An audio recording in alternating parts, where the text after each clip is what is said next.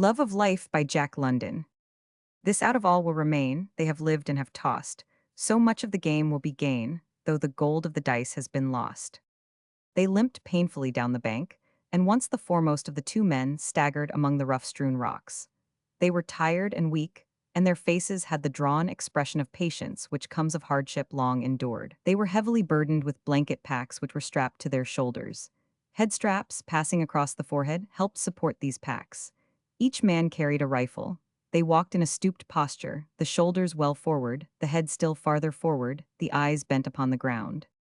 "I wish we had just about two of them cartridges that's layin' in that cache of urn," said the second man. His voice was utterly and drearily expressionless. He spoke without enthusiasm, and the first man, limping into the milky stream that foamed over the rocks, vouchsafed no reply. The other man followed at his heels. They did not remove their footgear, though the water was icy cold, so cold that their ankles ached and their feet went numb. In places, the water dashed against their knees, and both men staggered for footing. The man who followed slipped on a smooth boulder, nearly fell, but recovered himself with a violent effort, at the same time uttering a sharp exclamation of pain. He seemed faint and dizzy and put out his free hand while he reeled, as though seeking support against the air. When he had steadied himself, he stepped forward, but reeled again and nearly fell. Then he stood still and looked at the other man, who had never turned his head. The man stood still for fully a minute, as though debating with himself. Then he called out, "I say, Bill, I've sprained my ankle." Bill staggered on through the milky water. He did not look around. The man watched him go, and though his face was expressionless as ever, his eyes were like the eyes of a wounded deer. The other man limped up the farther bank and continued straight on without looking back. The man in the stream watched him. His lips trembled a little, so that the rough thatch of brown hair which covered them was visibly agitated. His tongue even strayed out to moisten them. "Bill," he cried out. It was the pleading cry of a strong man in distress, but Bill's head did not turn. The man watched him go, limping grotesquely and lurching forward with stammering gait up the slow slope toward the soft skyline of the low-lying hill. He watched him go till he passed over the crest and disappeared.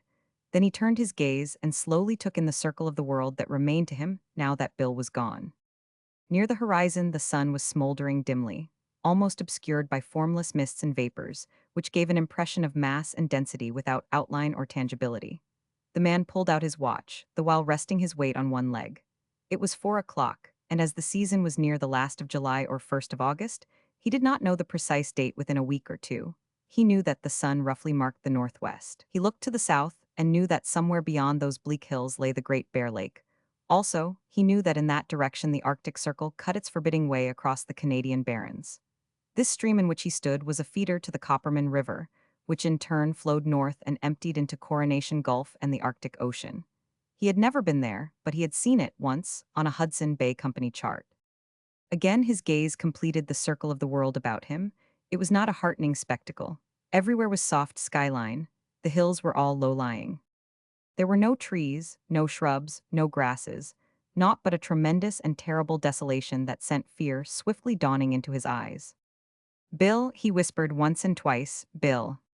He cowered in the midst of the milky water, as though the vastness were pressing in upon him with overwhelming force, brutally crushing him with its complacent awfulness.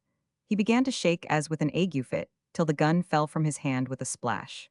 This served to rouse him. He fought with his fear and pulled himself together, groping in the water and recovering the weapon. He hitched his pack farther over on his left shoulder, so as to take a portion of its weight from off the injured ankle. Then he proceeded, slowly and carefully, wincing with pain, to the bank. He did not stop. With a desperation that was madness, unmindful of the pain, he hurried up the slope to the crest of the hill over which his comrade had disappeared, more grotesque and comical by far than that limping, jerking comrade. But at the crest he saw a shallow valley, empty of life.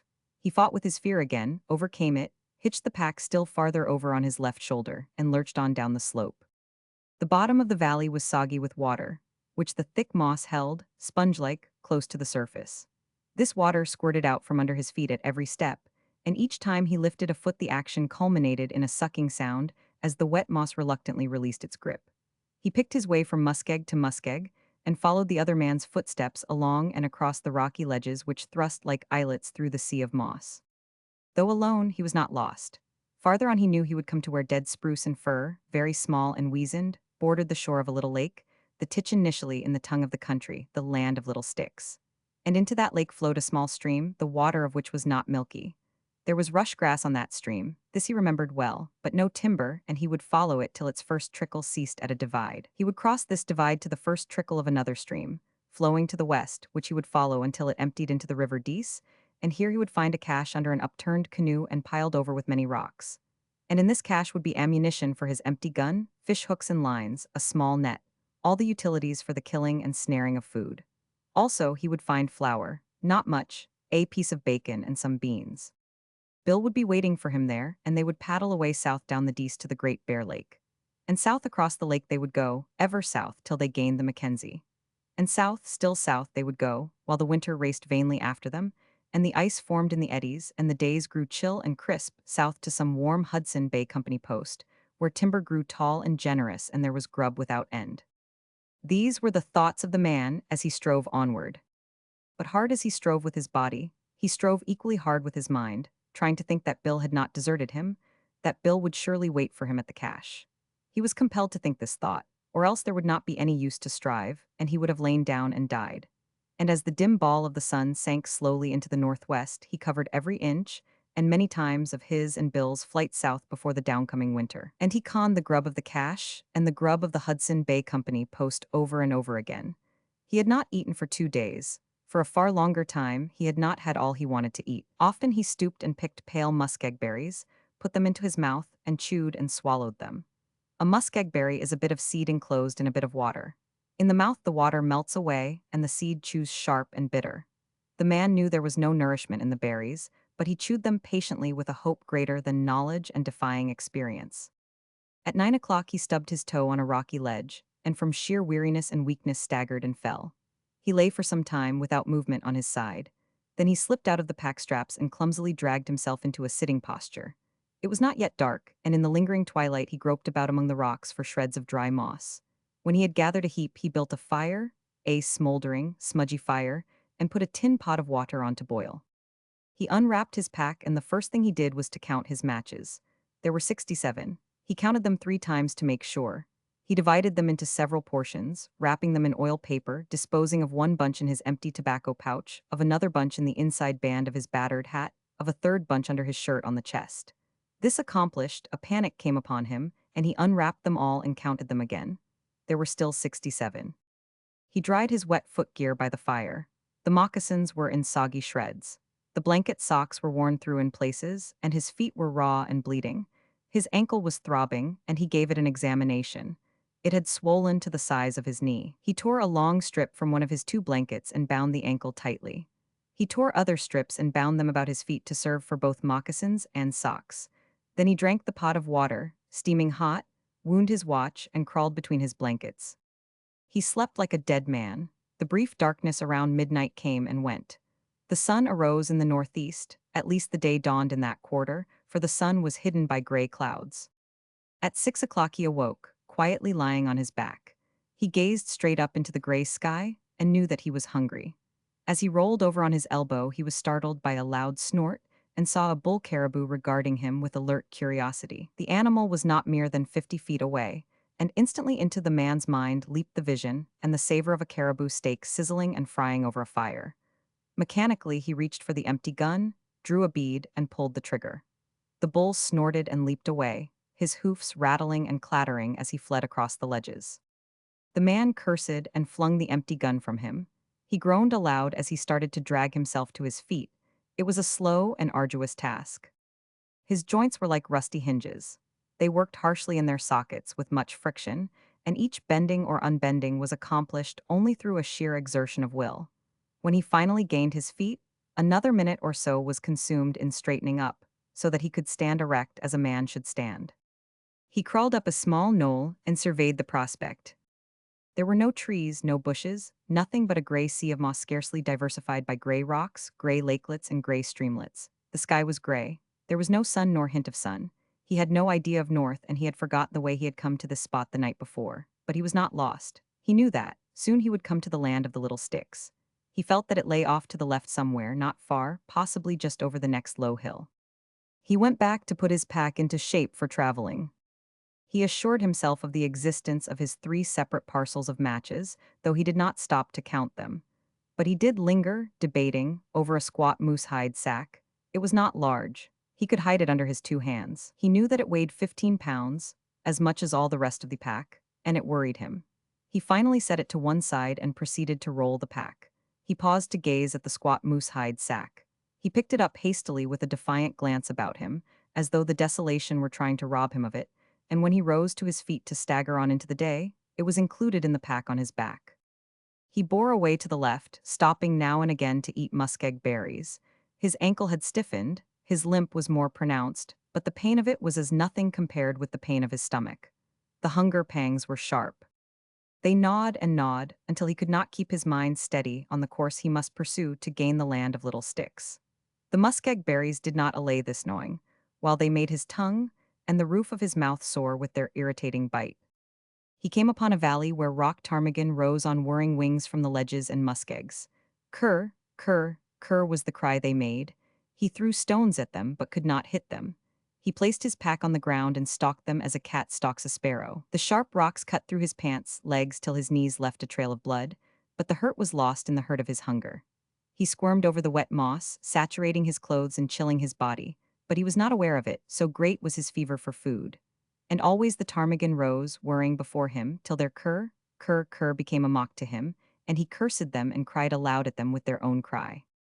Once he crawled upon one that must have been asleep. He did not see it till it shot up in his face from its rocky nook. He made a clutch as startled as was the rise of the ptarmigan, and there remained in his hand 3 tail feathers. As he watched its flight, he hated it, as though it had done him some terrible wrong. Then he returned and shouldered his pack. As the day wore along, he came into valleys or swales where game was more plentiful. A band of caribou passed by, 20 and odd animals, tantalizingly within rifle range. He felt a wild desire to run after them, a certitude that he could run them down. A black fox came toward him, carrying a ptarmigan in his mouth. The man shouted. It was a fearful cry, but the fox, leaping away in fright, did not drop the ptarmigan. Late in the afternoon, he followed a stream, milky with lime, which ran through sparse patches of rush grass. Grasping these rushes firmly near the root, he pulled up what resembled a young onion sprout no larger than a shingle nail. It was tender, and his teeth sank into it with a crunch that promised deliciously of food. But its fibers were tough. It was composed of stringy filaments saturated with water, like the berries, and devoid of nourishment. He threw off his pack and went into the rush grass on hands and knees, crunching and munching, like some bovine creature. He was very weary and often wished to rest, to lie down and sleep, but he was continually driven on, not so much by his desire to gain the land of little sticks as by his hunger. He searched little ponds for frogs and dug up the earth with his nails for worms, though he knew in spite that neither frogs nor worms existed so far north. He looked into every pool of water vainly, until, as the long twilight came on, he discovered a solitary fish, the size of a minnow, in such a pool. He plunged his arm in up to the shoulder, but it eluded him. He reached for it with both hands and stirred up the milky mud at the bottom. In his excitement, he fell in, wetting himself to the waist. Then the water was too muddy to admit of his seeing the fish, and he was compelled to wait until the sediment had settled. The pursuit was renewed till the water was again mudded. But he could not wait. He unstrapped the tin bucket and began to bail the pool. He bailed wildly at first, splashing himself and flinging the water so short a distance that it ran back into the pool. He worked more carefully, striving to be cool, though his heart was pounding against his chest and his hands were trembling. At the end of half an hour, the pool was nearly dry. Not a cupful of water remained. And there was no fish. He found a hidden crevice among the stones through which it had escaped to the adjoining and larger pool, a pool which he could not empty in a night and a day. Had he known of the crevice, he could have closed it with a rock at the beginning, and the fish would have been his. Thus he thought, and crumpled up and sank down upon the wet earth. At first he cried softly to himself, then he cried loudly to the pitiless desolation that ringed him around, and for a long time after he was shaken by great dry sobs. He built a fire and warmed himself by drinking quarts of hot water, and made camp on a rocky ledge in the same fashion he had the night before. The last thing he did was to see that his matches were dry and to wind his watch. The blankets were wet and clammy. His ankle pulsed with pain. But he knew only that he was hungry, and through his restless sleep he dreamed of feasts and banquets and of food served and spread in all imaginable ways. He awoke chilled and sick. There was no sun. The gray of earth and sky had become deeper, more profound. A raw wind was blowing, and the first flurries of snow were whitening the hilltops. The air about him thickened and grew white while he made a fire and boiled more water. It was wet snow, half rain, and the flakes were large and soggy. At first they melted as soon as they came in contact with the earth, but ever more fell, covering the ground, putting out the fire, spoiling his supply of moss fuel. This was a signal for him to strap on his pack and stumble onward, he knew not where. He was not concerned with the land of little sticks, nor with Bill and the cache under the upturned canoe by the river Dees. He was mastered by the verb to eat. He was hunger mad. He took no heed of the course he pursued, so long as that course led him through the swale bottoms. He felt his way through the wet snow to the watery muskeg berries, and went by feel as he pulled up the rush grass by the roots. But it was tasteless stuff and did not satisfy. He found a weed that tasted sour, and he ate all he could find of it, which was not much, for it was a creeping growth, easily hidden under the several inches of snow. He had no fire that night, nor hot water, and crawled under his blanket to sleep the broken hunger sleep. The snow turned into a cold rain. He awakened many times to feel it falling on his upturned face. Day came, a gray day and no sun. It had ceased raining. The keenness of his hunger had departed. Sensibility, as far as concerned the yearning for food, had been exhausted. There was a dull, heavy ache in his stomach, but it did not bother him so much. He was more rational, and once more he was chiefly interested in the land of little sticks and the cache by the river Dees. He ripped the remnant of one of his blankets into strips and bound his bleeding feet. Also, he recinched the injured ankle and prepared himself for a day of travel. When he came to his pack, he paused long over the squat moose hide sack, but in the end it went with him. The snow had melted under the rain, and only the hilltops showed white. The sun came out, and he succeeded in locating the points of the compass, though he knew now that he was lost. Perhaps, in his previous day's wanderings, he had edged away too far to the left. He now bore off to the right to counteract the possible deviation from his true course. Though the hunger pangs were no longer so exquisite, he realized that he was weak. He was compelled to pause for frequent rests when he attacked the muskeg berries and rush grass patches. His tongue felt dry and large, as though covered with a fine hairy growth, and it tasted bitter in his mouth. His heart gave him a great deal of trouble. When he had traveled a few minutes, it would begin a remorseless thump, thump, thump, and then leap up and away in a painful flutter of beats that choked him and made him go faint and dizzy. In the middle of the day, he found two minnows in a large pool. It was impossible to bail it, but he was calmer now and managed to catch them in his tin bucket. They were no longer than his little finger, but he was not particularly hungry. The dull ache in his stomach had been growing duller and fainter. It seemed almost that his stomach was dozing. He ate the fish raw, masticating with painstaking care, for the eating was an act of pure reason. While he had no desire to eat, he knew that he must eat to live. In the evening he caught three more minnows, eating two and saving the third for breakfast. The sun had dried stray shreds of moss, and he was able to warm himself with hot water. He had not covered more than 10 miles that day, and the next day, traveling whenever his heart permitted him, he covered no more than 5 miles. But his stomach did not give him the slightest uneasiness. It had gone to sleep. He was in a strange country, too, and the caribou were growing more plentiful, also the wolves. Often their yelps drifted across the desolation, and once he saw 3 of them slinking away before his path. Another night, and in the morning, being more rational, he untied the leather string that fastened the squat moose-hide sack. From its open mouth poured a yellow stream of coarse gold dust and nuggets. He roughly divided the gold in halves, caching one half on a prominent ledge, wrapped in a piece of blanket, and returning the other half to the sack. He also began to use strips of the one remaining blanket for his feet. He still clung to his gun, for there were cartridges in that cache by the river Dees. This was a day of fog, and this day hunger awoke in him again. He was very weak and was afflicted with a giddiness which at times blinded him. It was no uncommon thing now for him to stumble and fall, and stumbling once, he fell squarely into a ptarmigan nest. There were 4 newly hatched chicks, a day old, little specks of pulsating life no more than a mouthful, and he ate them ravenously, thrusting them alive into his mouth and crunching them like eggshells between his teeth.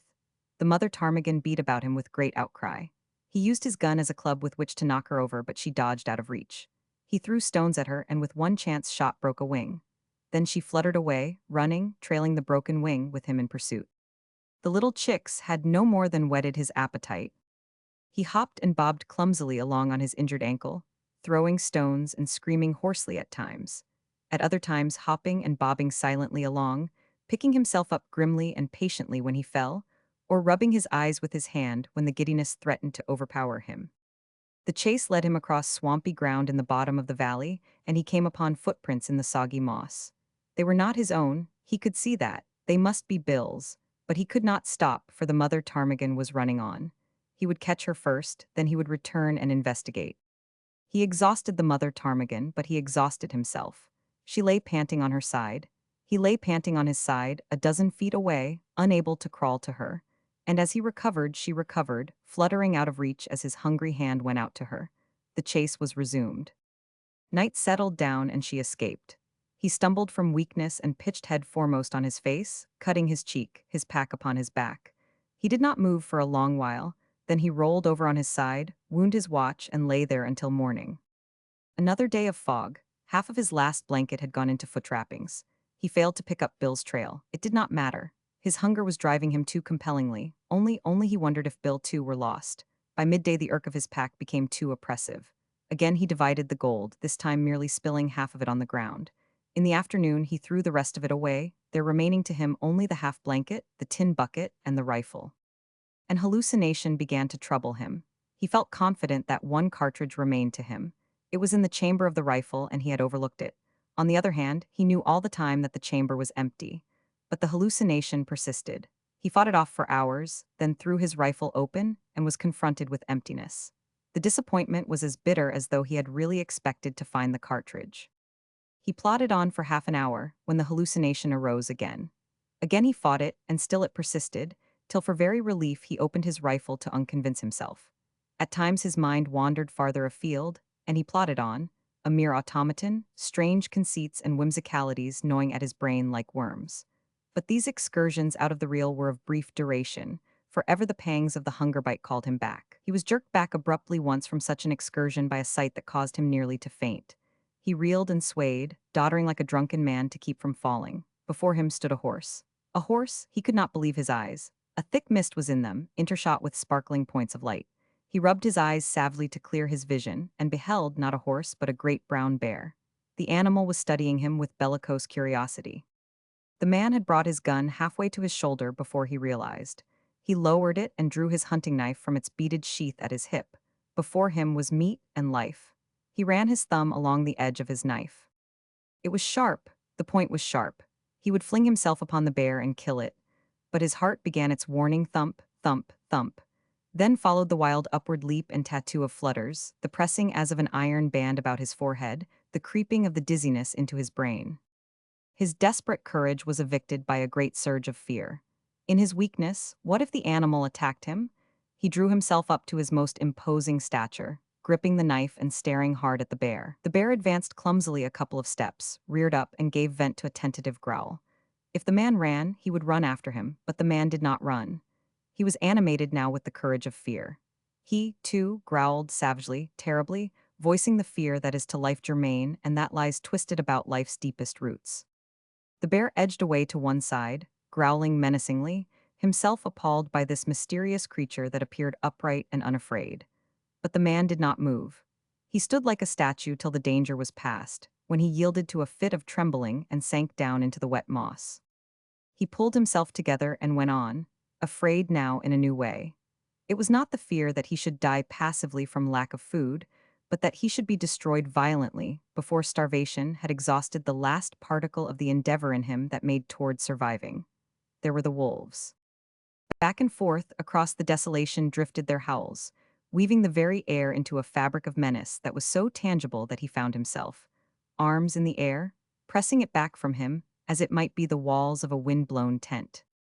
Now and again the wolves in packs of 2 and 3 crossed his path, but they sheared clear of him.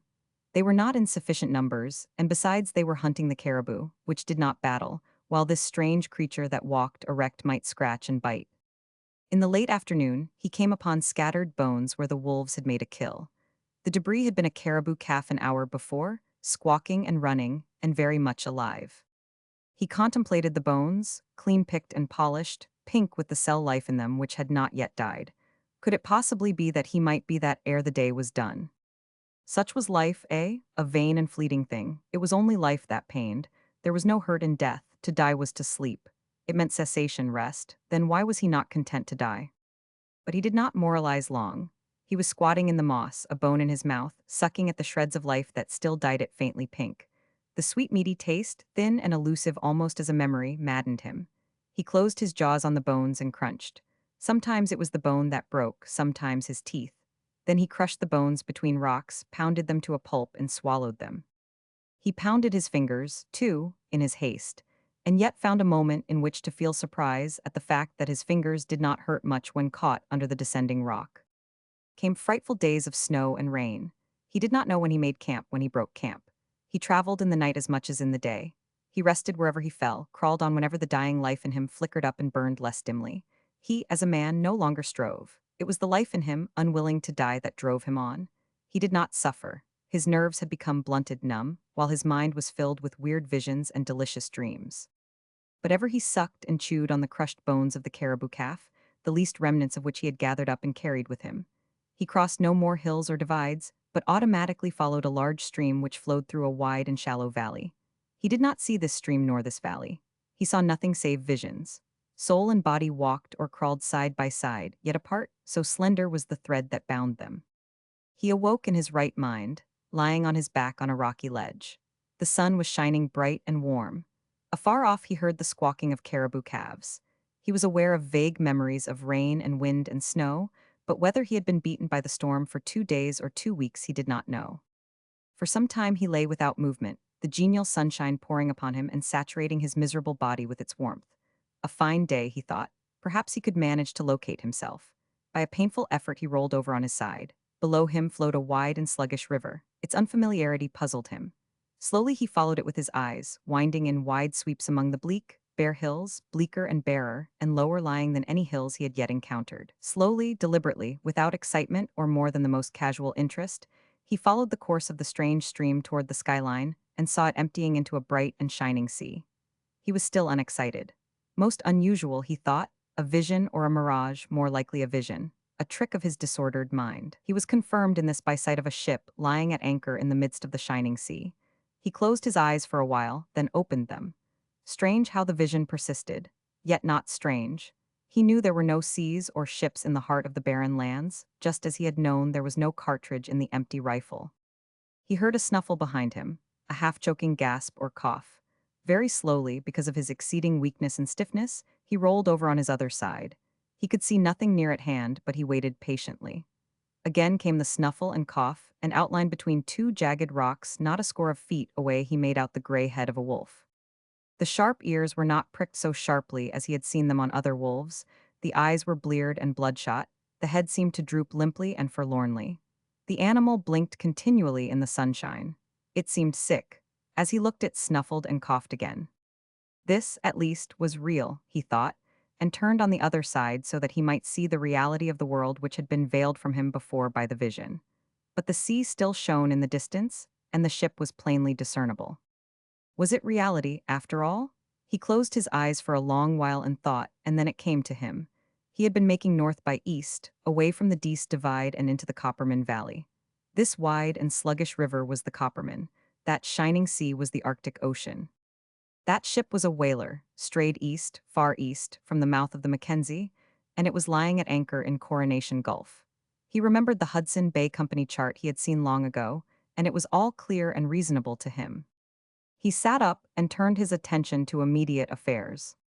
He had worn through the blanket trappings, and his feet were shapeless lumps of raw meat.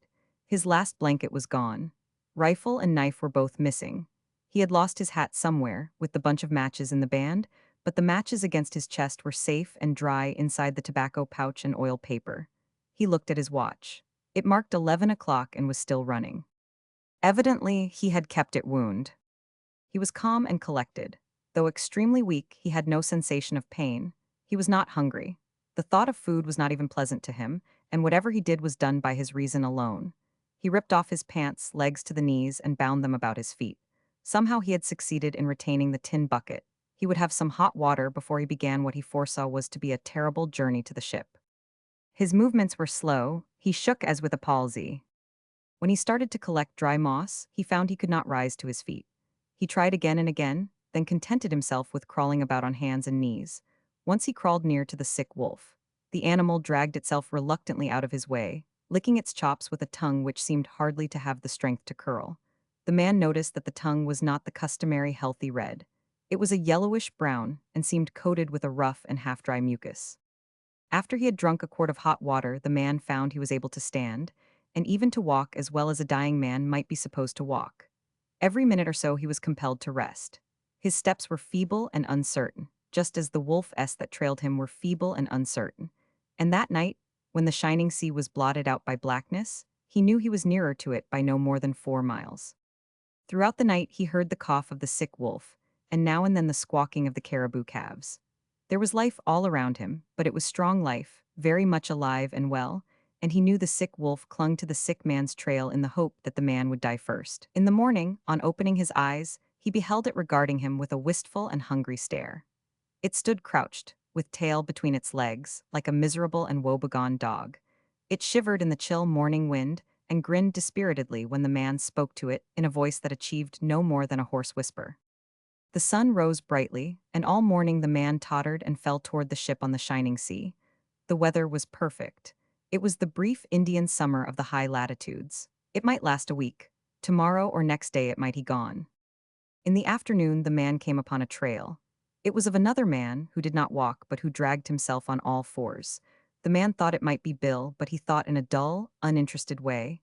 He had no curiosity. In fact, sensation and emotion had left him. He was no longer susceptible to pain. Stomach and nerves had gone to sleep. Yet the life that was in him drove him on. He was very weary, but it refused to die. It was because it refused to die that he still ate muskeg berries and minnows, drank his hot water, and kept a wary eye on the sick wolf. He followed the trail of the other man who dragged himself along, and soon came to the end of it, a few fresh-picked bones where the soggy moss was marked by the footpads of many wolves. He saw a squat moose-hide sack, mate to his own, which had been torn by sharp teeth. He picked it up, though its weight was almost too much for his feeble fingers. Bill had carried it to the last. Ha ha, he would have the laugh on Bill. He would survive and carry it to the ship in the shining sea. His mirth was hoarse and ghastly, like a raven's croak, and the sick wolf joined him, howling lugubriously. The man ceased suddenly. How could he have the laugh on Bill if that were Bill, if those bones, so pinky white and clean, were Bill? He turned away. Well, Bill had deserted him, but he would not take the gold, nor would he suck Bill's bones. Bill would have, though, had it been the other way around, he mused as he staggered on. He came to a pool of water. Stooping over in quest of minnows, he jerked his head back as though he had been stung. He had caught sight of his reflected face. So horrible was it that sensibility awoke long enough to be shocked. There were 3 minnows in the pool, which was too large to drain, and after several ineffectual attempts to catch them in the tin bucket he forbore. He was afraid, because of his great weakness, that he might fall in and drown. It was for this reason that he did not trust himself to the river, astride one of the many drift logs which lined its sand spits. That day he decreased the distance between him and the ship by 3 miles. The next day by 2, for he was crawling now as Bill had crawled. And the end of the 5th day found the ship still 7 miles away, and him unable to make even a mile a day. Still the Indian summer held on, and he continued to crawl and faint, turn and turn about, and ever the sick wolf coughed and wheezed at his heels. His knees had become raw meat like his feet, and though he patted them with the shirt from his back, it was a red track he left behind him on the moss and stones. Once, glancing back, he saw the wolf licking hungrily his bleeding trail, and he saw sharply what his own end might be, unless he could get the wolf. Then began as grim a tragedy of existence as was ever played. A sick man that crawled, a sick wolf that limped, 2 creatures dragging their dying carcasses across the desolation and hunting each other's lives. Had it been a well wolf, it would not have mattered so much to the man, but the thought of going to feed the maw of that loathsome and all but dead thing was repugnant to him. He was finicky. His mind had begun to wander again, and to be perplexed by hallucinations, while his lucid intervals grew rarer and shorter. He was awakened once from a faint by a wheeze close in his ear. The wolf leaped lamely back, losing its footing and falling in its weakness. It was ludicrous, but he was not amused, nor was he even afraid. He was too far gone for that. But his mind was for the moment clear, and he lay and considered. The ship was no more than 4 miles away. He could see it quite distinctly when he rubbed the mists out of his eyes, and he could see the white sail of a small boat cutting the water of the shining sea. But he could never crawl those 4 miles. He knew that and was very calm in the knowledge. He knew that he could not crawl half a mile, and yet he wanted to live. It was unreasonable that he should die after all he had undergone. Fate asked too much of him, and dying, he declined to die. It was stark madness, perhaps, but in the very grip of death, he defied death and refused to die. He closed his eyes and composed himself with infinite precaution. He steeled himself to keep above the suffocating languor that lapped like a rising tide through all the wells of his being. It was very like a sea, this deadly languor, that rose and drowned his consciousness bit by bit. Sometimes he was all but submerged, swimming through oblivion with a faltering stroke. And again, by some strange alchemy of soul, he would find another shred of will and strike out more strongly. Without movement, he lay on his back, and he could hear, slowly drawing near and nearer, the wheezing intake and output of the sick wolf's breath. It drew closer, ever closer, through an infinitude of time, and he did not move. It was at his ear. The harsh, dry tongue grated like sandpaper against his cheek. His hands shot out, or at least he willed them to shoot out. The fingers were curved like talons, but they closed on empty air. Swiftness and certitude require strength, and the man had not this strength. The patience of the wolf was terrible. The man's patience was no less terrible. For half a day he lay motionless, fighting off unconsciousness and waiting for the thing that was to feed upon him and upon which he wished to feed. Sometimes the languid sea rose over him and he dreamed long dreams. But ever through it all, waking and dreaming, he waited for the wheezing breath and the harsh caress of the tongue. He did not hear the breath, and he slipped slowly from some dream to the feel of the tongue along his hand. He waited. The fangs pressed softly, the pressure increased. The wolf was exerting its last strength in an effort to sink teeth in the food for which it had waited so long. But the man had waited long, and the lacerated hand closed on the jaw. Slowly, while the wolf struggled feebly and the hand clutched feebly, the other hand crept across to grip. 5 minutes later, the whole weight of the man's body was on top of the wolf. The hands had not sufficient strength to choke the wolf, but the face of the man was pressed close to the throat of the wolf, and the mouth of the man was full of hair. At the end of half an hour, the man was aware of a warm trickle in his throat. It was not pleasant. It was like molten lead being forced into his stomach, and it was forced by his will alone. Later, the man rolled over on his back and slept. There were some members of a scientific expedition on the whale ship Bedford. From the deck, they remarked a strange object on the shore. It was moving down the beach toward the water. They were unable to classify it, and being scientific men, they climbed into the whaleboat alongside and went ashore to see. And they saw something that was alive but which could hardly be called a man. It was blind, unconscious. It squirmed along the ground like some monstrous worm. Most of its efforts were ineffectual, but it was persistent, and it writhed and twisted and went ahead perhaps a score of feet an hour. 3 weeks afterward, the man lay in a bunk on the whaleship Bedford, and with tears streaming down his wasted cheeks, told who he was and what he had undergone. He also babbled incoherently of his mother, of sunny Southern California, and a home among the orange groves and flowers. The days were not many after that when he sat at table with the scientific men and ship's officers. He gloated over the spectacle of so much food, watching it anxiously as it went into the mouths of others. With the disappearance of each mouthful, an expression of deep regret came into his eyes. He was quite sane, yet he hated those men at mealtime. He was haunted by a fear that the food would not last. He inquired of the cook, the cabin boy, the captain, concerning the food stores. They reassured him countless times, but he could not believe them and pried cunningly about the lazarette to see with his own eyes. It was noticed that the man was getting fat. He grew stouter with each day. The scientific men shook their heads and theorized. They limited the man at his meals, but still his girth increased and he swelled prodigiously under his shirt. The sailors grinned, they knew. And when the scientific men set a watch on the man, they knew too. They saw him slouch forward after breakfast and, like a mendicant with outstretched palm, accost a sailor. The sailor grinned and passed him a fragment of sea biscuit. He clutched it avariciously, looked at it as a miser looks at gold, and thrust it into his shirt bosom. Similar were the donations from other grinning sailors. The scientific men were discreet. They let him alone, but they privily examined his bunk. It was lined with hardtack. The mattress was stuffed with hardtack. Every nook and cranny was filled with hardtack. Yet he was sane. He was taking precautions against another possible famine, that was all. He would recover from it, the scientific men said, and he did, ere the Bedford's anchor rumbled down in San Francisco Bay.